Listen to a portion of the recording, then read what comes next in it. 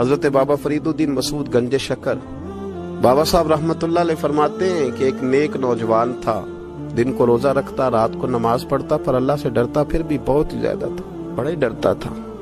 موت کا وقت آیا تو ماں ہی تھی بس اس کی، تو ماں سے کہنے لگا اماں میری ماں ہے، میرے ساتھ 3 وعدے تو کر۔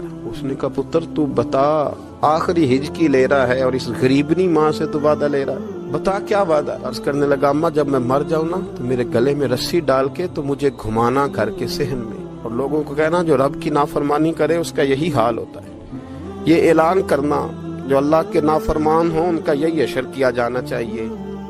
اور اماں پھر دوسرا وعدہ کر، میرا رات کو جنازہ اٹھایا جائے، میں نہیں چاہتا کہ کسی کے منہ سے یہ لفظ نکل جائیں کہ وہ دیکھو اللہ کا نافرمان جا رہا ہے، رات کو میرا جنازہ اٹھانا۔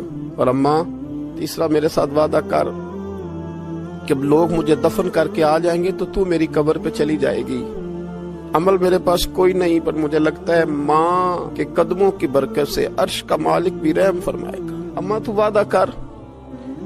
بابا صاحب رحمتullah علیہ فرمانے لگے کہ بوڑھی ماں نے وعدہ کر لیا، کہا بیٹے ٹھیک ہے اگر تیری یہی ضد ہے تو میں تیار ہوں۔ پھر اس نے کلمہ شہادت پڑھا، اس نوجوان کی روح پرواز کر گئی۔ بوڑھی ماں نے رسی منگائی تو ولی من خاف مقام ربہ جنتان، جو ڈر جائے، اس نے تو کہا تھا نا کہ رسی ڈال کے گھمانا اور کہنا یہ اللہ کا نافرمان ہے، اس کا یہی اشر ہونا چاہیے تھا۔ لیکن جب ماں گلے میں رسی ڈالنے لگی تو گھر کے ہر کونے سے آواز آنے لگی، خبردار یہ رب کا دوست ہے، اللہ کے دوستوں کے ساتھ اس طرح کا معاملہ نہ کیا جائے، اسے چھوڑ دیا جائے۔ اور کہا تمہیں کچھ بھی اور کرنے کی ضرورت نہیں ہے، یہ تو رب کا دوست ہے اور رب کی بارگاہ میں حاضر ہو گیا۔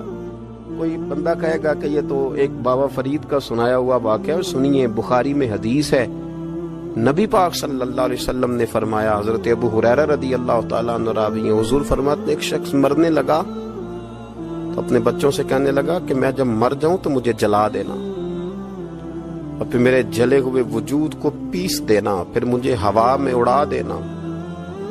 پتر مجھے اڑا دینا، مجھے بڑا ڈر لگتا ہے، اگر رب نے مجھ سے حساب پوچھا تو میں قابل نہیں ہوں، اڑا دینا مجھے ہواؤں میں، اگر اس نے مجھ سے حساب لیا تو بڑا سخت حساب لے گا۔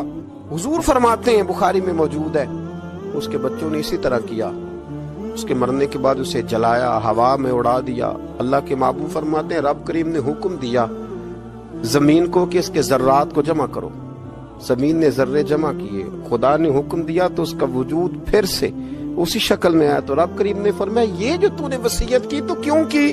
اللہ جانتا ہے کہ نہیں جانتا؟ یہ کی تو کیوں کی؟ تو وہ پڑا کہنے لگا اللہ میرے اندر تو طاقت نہیں تھی تیرے سامنے کھڑا ہو کے حساب دے سکوں، تجھے منانے کے لیے تیرے خوف سے ڈر گیا، میں ڈر گیا۔ اگرچہ ہمارے بزرگوں نے لکھا ہے کہ آج یہ وصیت کرنا، اس رنگ میں یہ طرز اختیار کرنا درست نہیں، لیکن آپ غور فرمائیے کہ نبی پاک علیہ السلام فرماتے ہیں جب اس نے کہا نا اللہ تجھ سے ڈر کے یہ کیا، تو رب کریم نے فرمایا جا پھر میں نے تیری مغفرت کر دی، کیونکہ اللہ کو پتا تھا یہ دل سے بات کر رہا ہے۔